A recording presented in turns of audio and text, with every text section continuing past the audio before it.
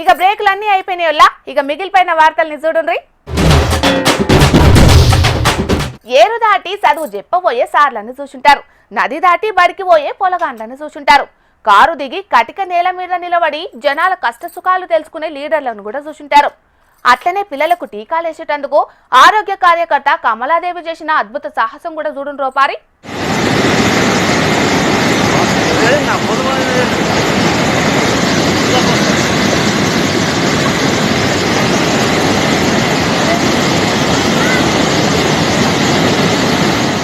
గీ అక్కను ఎంత తారీఫ్ చేసినా తక్కువేనుల్లా. సర్కారు నౌకరంటే పని పాతరబెట్టి నెలనెలబడే జీతం కోసం చూసేటోళ్ళున్న ఈ రోజులల్లా చేస్తున్న కొలువునే దైవం లెక్క భావించి ఎంతో తెగువ కొద్ది వాగు దాటుతాంది చూస్తాండ్రు గదా. గీ అక్క ప్లేస్లుంటే మగ మహారాజులన్న చేత్తరో షేకపోదురో గింత పెద్ద సాహసం.